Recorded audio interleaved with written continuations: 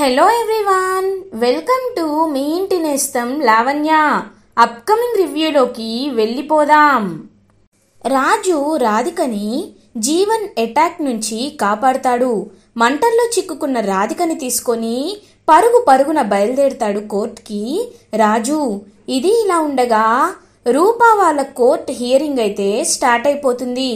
Public prosecutor Surya Pratap దగ్గరికి వచ్చి, మీరు అన్యాయంగా ఒక అమ్మాయితో సంబంధం పెట్టుకొని ఆవిడని పెళ్లి చేసుకోను అని మోసం చేశారు, ఒప్పుకోండి, నిజం ఒప్పుకోండి అని చెప్పి పబ్లిక్ ప్రాసిక్యూటర్ అయితే సూర్యప్రతాప్ని ఫోర్స్ చేస్తూ ఉంటే, సాక్ష్యాలు ఉన్నాయా, రాధిక ఎక్కడ, రాధిక రాధిక రాధిక అని 3 సార్లు పిలుస్తారు జడ్జ్. ఇంకా రాధిక ఎంతకి రాకపోయేసరికి సాక్ష్యాలు లేని కారణంగా సూర్యప్రతాప్ గారికి శిక్ష అని జడ్జ్ శిక్ష విధించేలోపు ఆగండి అని రాజు అరుస్తాడు.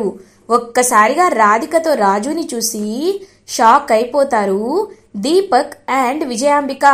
ఇంకలా రాధికని తీసుకువచ్చి, సూర్యప్రతాప్ ఎలాంటి తప్పు చేయలేదు, ఇదంతా జీవనే చేశాడు, జీవన్ బెదిరించడం వల్లే నేను సూర్యప్రతాప్కి అలా అఫైర్ ఉన్నట్టు అందరి ముందు నటించాను అని రాధిక చక్కగా నిజం చెప్తుంది. ఒక్కసారిగా నిజం విన్న జడ్జ్ అయితే, నిజం విన్న తర్వాత, వాదోపవాదాలు విన్న తర్వాత సూర్యప్రతాప్ గారిని విడుదల చేస్తున్నాము, రాధికకి ఇంకెప్పుడు అబద్ధాలు చెప్పకూడదని, ఒకరిపై ఇలా నిందలు వేయకూడదు అని వార్నింగ్ ఇచ్చి వదిలేస్తున్నామని చెప్పి తీర్పుని ఇస్తారు. సూర్యప్రతాప్ అలా ఇంకా నిర్దోషిగా బయటికి వస్తూ ఉంటే ఇంకా రూపా రాజు అయితే చాలా అంటే చాలా హ్యాపీగా ఫీల్ అవుతారు. దీపక్ విజయాంబిక కూడా, తమ్ముడు నువ్వు బయటకు వచ్చేసినందుకు చాలా సంతోషంగా ఉంది తమ్ముడు అని చెప్పి ఇంకా ఇంటికి వెళ్ళిపోతారు. రాధిక రూపా రాజు దగ్గరికి వస్తుంది. రూపా, నేను మిమ్మల్ని ఎంత అన్యాయం చేయాలనుకున్నా మీరు మాత్రం నాకు ఎప్పుడు సహాయం చేస్తూనే ఉన్నారు, కాబట్టి నేను మీకు ఒక నిజాన్ని చెప్పాలి అనుకుంటున్నాను.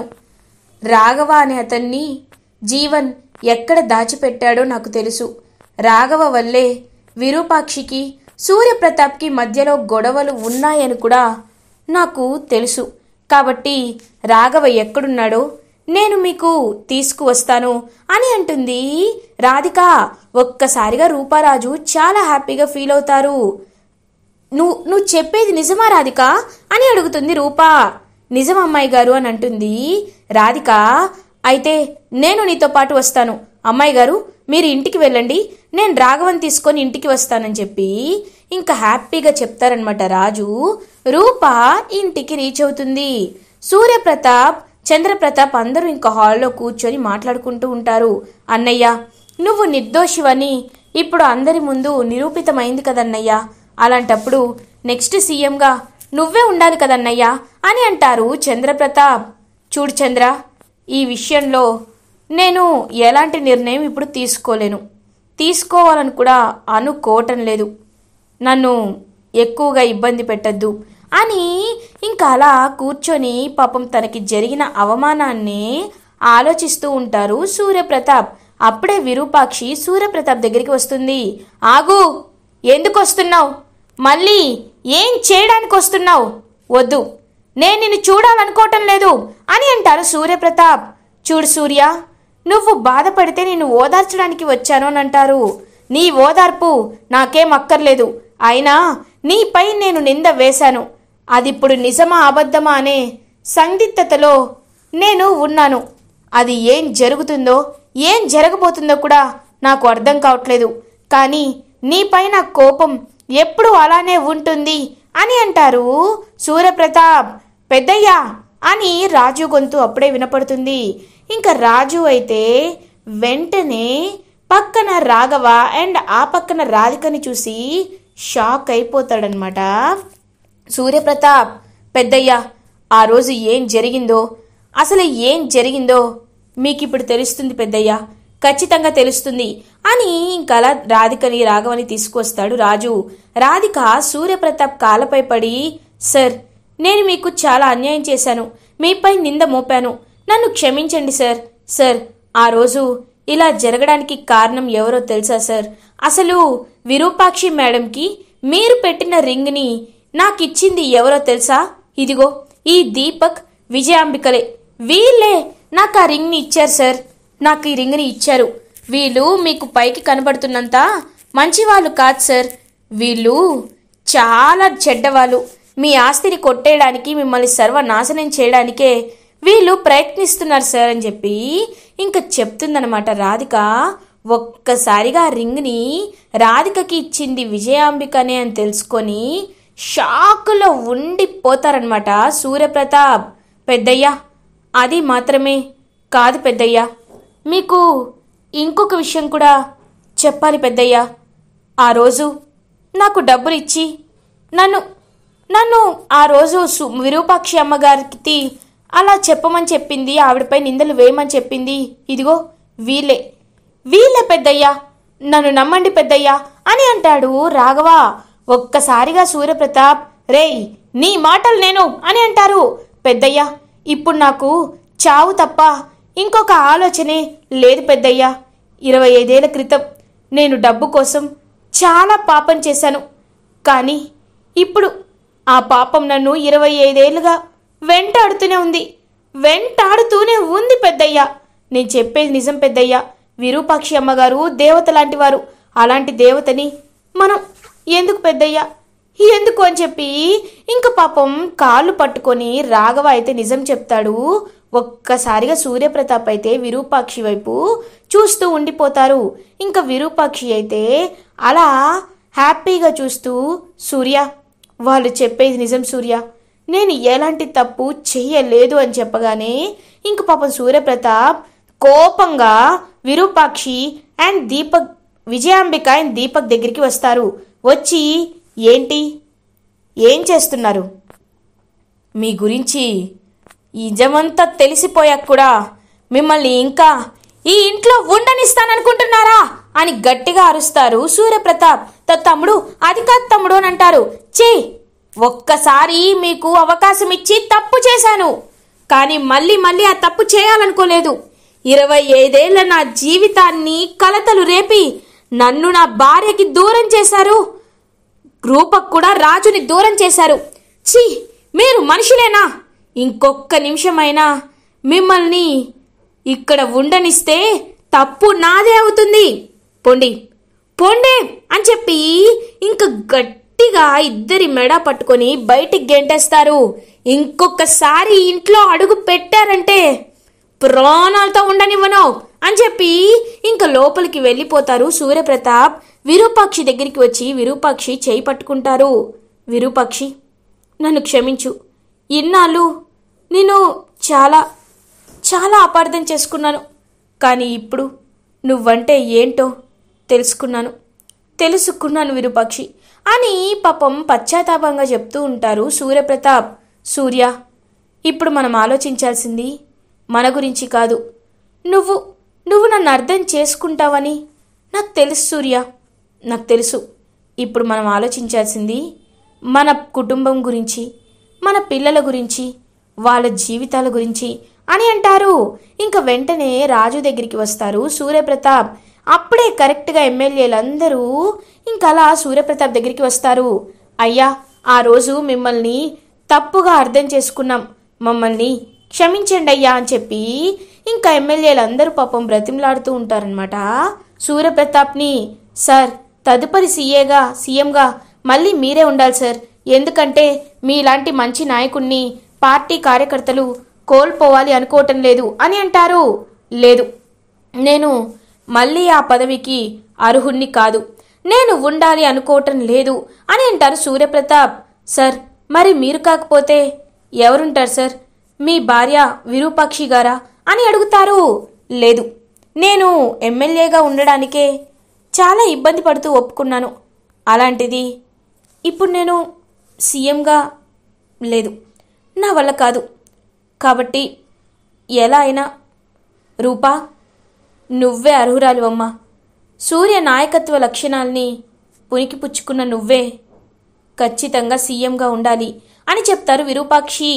అవును, విరూపాక్షి చెప్పింది నిజమే రూపా, నువ్వే సీఎంగా ఉండాలి అని అంటారు సూర్యప్రతాప్. కానీ నాన్న, నాకు అవేమీ తెలీదు నాన్న అని అంటారు. నీ వెనకాలండి నేను నడిపిస్తానమ్మా రూపా. నువ్వే సీఎం. ఇదిగోండి నా కూతురే కాబోయే సీఎం. రేపే అందరి ముందు సభ సమక్షాన ప్రమాణ స్వీకారం చేయబోతుంది అని అంటారు.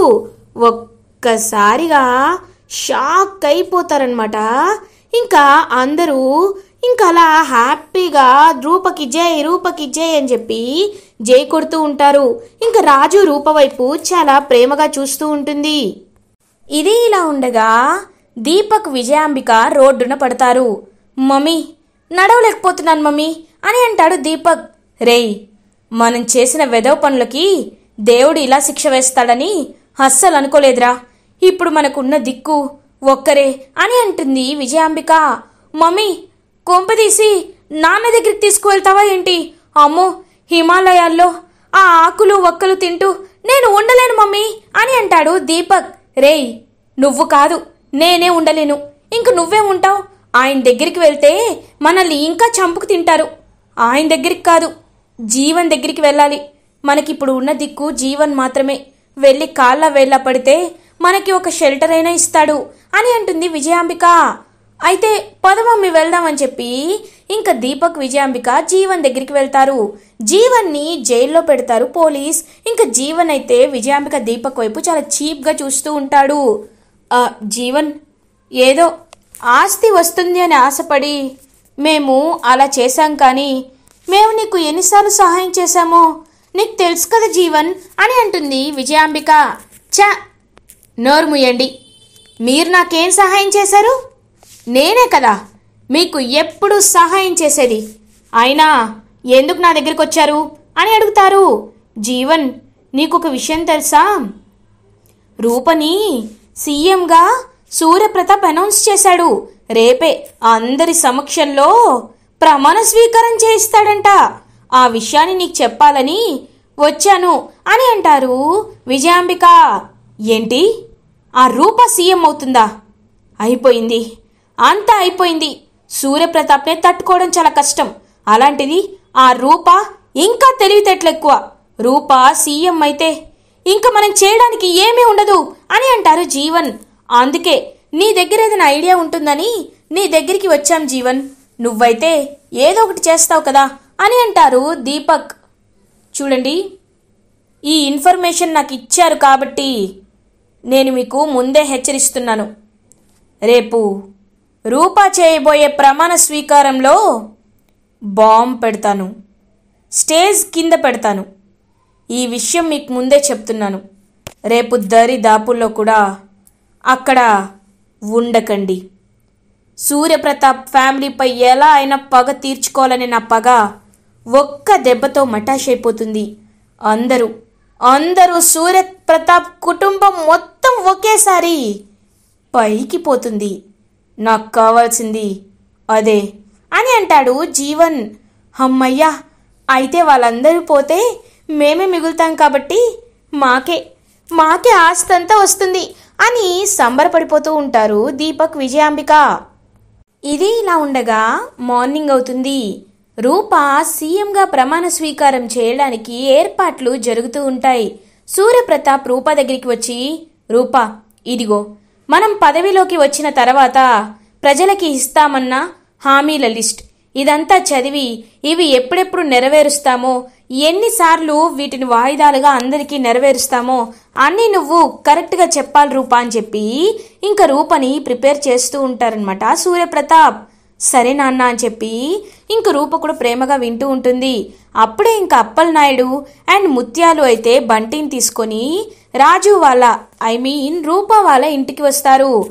తాతయ్య ఇల్లు ఇదే కదా అమ్మా నాన్నమ్మ అని అడుగుతాడు పాపం బంటి. అవునరా అని చెప్పి ఇంకా లోపలికి తీసుకువెళ్ళిన వెంటనే హ్యాపీగా ఇంకా రూప అయితే బంటిని చూసి చాలా హ్యాపీగా ఫీల్ అవుతుంది. నాన్న బంటి అని చెప్పి బంటిని హక్ చేసుకుంటుంది. ఇంకా సూర్యప్రతాప్ కూడా అలా బంటి వైపు చూస్తూ ఉంటారు. నాన్న, తను ఎవరో కాదు నాన్న, మీ వారసుడు, నా కన్న కొడుకు.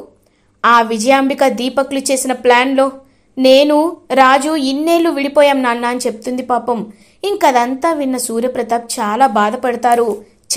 మన అనుకున్న వాళ్ళని ఇన్నాళ్ళు దూరం పెట్టాను, రాక్షసుల లాంటి వాళ్ళని నమ్మి నా జీవితాన్ని, నా కూతురి జీవితాన్ని కూడా నాశనం చేయబోయాను. ఇకపై అందరినీ సంతోషంగా చూసుకోవడమే నాకున్న ఏకైక లక్ష్యం. రాజు, నిన్ను ఎప్పుడు నేను రాజు అనే పిలిచాను, కానీ ఇప్పటి నుండి నిన్ను అల్లుడు గారు అని పిలుస్తాను. రా అల్లుడు గారు అని చెప్పి ఇంకలా సూర్యప్రతాప్ అయితే రాజుని రూపాన్ని ఇద్దరిని ఇలా కలిపి పట్టుకొని హక్ చేసుకుంటారు. అదంతా చూస్తున్న విరూపాక్షి గాని, బంటి కానీ, అప్పలనాయుడు, ముత్యాలు వీళ్ళందరూ చాలా హ్యాపీగా ఫీల్ అవుతారు. ఇంకా అలా రూప అయితే సీఎం హోదాలో మొత్తం కండువా వేసుకొని అంతా రెడీ అయ్యి కిందకి వస్తుంది. మందారం, అమ్మాయి గారు మిమ్మల్ని చూస్తుంటే నా దిష్టి తగిలేలా ఉంది, ఉండండి మీకు దిష్టి తీస్తాను అని చెప్పి ఇంకా మందారం మొత్తం దిష్టి తీసి అలా ఇంకా హ్యాపీగా బయటపడేస్తుంది. సూర్యప్రతాప్, రాజు, రూప అందరూ కలిసి సభకి బయలుదేరుతారు. ఇది ఇలా ఉండగా జీవన్ బెయిల్ పేపర్స్ని ఎలా అయినా లాయర్తో తెప్పించుకొని 2 daysలో బయటకు వచ్చేస్తాడనమాట. ఇంకా బయటికి వచ్చిన తర్వాత, రేయ్ నేను చెప్పినట్టు స్టేజ్ కింద బాంబ్ ఫిక్స్ చేశారా అని అడుగుతాడు జీవన్. ఫిక్స్ చేశాం సార్, కరెక్ట్గా ఆవిడ ప్రమాణ స్వీకారం చేసే లోపు మేము బటన్ నొక్కుతాం అని అంటారు. రౌడీలు కరెక్ట్గా ఉండాలి, ఎవ్వరికి తెలియనివ్వకుండా జాగ్రత్తగా చూసుకోండి అని అంటాడు జీవన్. ఇంకలా అందరూ రూప స్టేజ్ పైకి రాగానే హ్యాపీగా ఫీల్ అవుతారు. రూపమ్మ అని చెప్పి అందరూ అరుస్తూ ఉంటారు. మీ అభిమానానికి, మీ ప్రేమకి నేను ఎప్పుడూ రుణపడే ఉంటాను. సూర్యప్రతాప్ గారు ఒక గొప్ప లీడర్, గొప్ప నాయకుడు. అలాంటి నాయకుడైనా వారి రక్తం పంచుకొని పుట్టినందుకు నేను చాలా గర్వంగా ఫీల్ అవుతున్నాను. ఇప్పుడు నన్ను సీఎంగా చేసినందుకు, బరువైన బాధ్యతలు నాపై పెట్టినందుకు నాకు కాస్త టెన్షన్గా అనిపించినా నా వెనక మా నాన్న ఉన్నారు అనే ధైర్యాన్ని పునికి పుచ్చుకొని ముందుకు సాగుతూ మీ అందరికీ ఇచ్చిన మాటలని, మా నాన్న నెరవేరుస్తాను అనే కలలని ముందుకు తీసుకువెళ్ళి ఖచ్చితంగా నెరవేర్చేలా నేను చేస్తాను. ముందుగా రాష్ట్రంలో ఉన్న పేదవాళ్ళ కోసం విద్య, వైద్యం అనేది ఎంత క్వాలిటీతో ఇస్తే అంత రాష్ట్రం అనేది బాగుపడుతుంది. కాబట్టి విద్యారంగాలకి, వైద్య రంగాలకి సరైన సపోర్ట్ని మేము ఇస్తామని ఇన్ని కోట్లు మేము వాటికి శాంక్షన్ చేస్తున్నాం. ఉచిత విద్య, వైద్యం వీటిలో క్వాలిటీ పెంచేలా అన్ని స్కూల్స్లో ఫ్రీ ఎడ్యుకేషన్, క్వాలిటీ ఎడ్యుకేషన్ని ప్రొవైడ్ చేస్తామని చెప్పి ఇంకా ఒక్కొక్క హామీని చదువుతూ వెళ్తూ ఉంటుందన్నమాట రూప. ఇంకందరూ క్లాప్స్ కొడుతూ ఉంటారు. అప్పుడే కరెక్ట్గా విరూపాక్షి అయితే ఇంకా అలా నడుస్తూ వెళ్తూ ఉంటే ఒక రౌడీని చూస్తుంది. ఎవడు వీడు ఇంత కంగారుగా ఉన్నాడు అని చెప్పి వాణ్ణి ఫాలో అవుతూ వెళ్తూ పాపం కింద పడిపోతుంది విరూపాక్షి. ఇంకా అలా కింద పడి పైకి లేచేలోపు స్టేజ్ కింద ఉన్న బాంబుని చూస్తుంది విరూపాక్షి. ఒక్కసారిగా షాక్ అయిపోతుంది. బాంబు ఇప్పుడు ఎవరికి చెప్పాలి, ఎవరు సూర్య అని చెప్పి పిలుస్తున్నా ఆ జనాల్లో ఉండడంతో పాపం ఎలాంటి సౌండ్ అయితే వినిపించదనమాట. ఇంకా సూర్యప్రతాప్కి, రాజు, రూప వీళ్ళందరూ కూడా ఇంకా రూప చెప్తున్న హామీల లిస్ట్ కానీ, తను ఇస్తున్న స్పీచ్ కానీ అందరూ హ్యాపీగా అప్లాజ్ ఇస్తూ ఉంటారు. అప్పుడే ఇంకా పాపం విరూపాక్షి ధైర్యం చేసి ఆ బాంబుని ఇంకా అక్కడి నుండి స్టేజ్ కింద నుండి గట్టిగా తన చేత్తో లాగి బాంబు పట్టుకొని పరిగెడతారు విరూపాక్షి. ఇంకా అలా బాంబు అయితే బ్లాస్ట్ అయిపోతుంది. ఒక్కసారిగా పాపం విరూపాక్షి చనిపోతారు. ఇంకా అందరూ విరూపాక్షి దగ్గరికి వచ్చి అమ్మా అని చెప్పి పాపం రూప గట్టిగా ఏడుస్తూ అరుస్తూ ఉంటుంది. సూర్యప్రతాప్ కూడా ఒక్కసారిగా పాపం అలా షాక్ అయ్యి ఉండిపోతారు. ఇంకా అలా విరూపాక్షి చనిపోవడంతో పాపం అందరూ విరూపాక్షి వైపు చూస్తూ ఉంటారు. విరూపాక్షికి అలా ఇంకా సంతాప సభ తెలిపిన తర్వాత విరూపాక్షి ఆత్మకి శాంతి కలగాలి అని చెప్పి ఇంకందరూ పాపం మనస్ఫూర్తిగా వచ్చి కోరుకుంటూ ఉంటే సూర్యప్రతాప్ మాత్రం విరూపాక్షిని నేను ఇన్నేళ్ళు దూరం పెట్టాను, కానీ తర్వాత తన్ని అర్థం చేసుకొని ప్రేమ చూపిద్దామనే లోపు విరూపాక్షి నన్ను ఇలా వదిలేసి మన ప్రాణాన్ని కాపాడడానికి తన ప్రాణాన్ని అనువుగా పెడుతుందని కొంచెం కూడా అనుకోలేదు. కాబట్టి ఇక నాకు ఈ పదవులపై, ఈ ఆస్తులపై ఆశ లేదు. ఆశ చచ్చిపోయింది.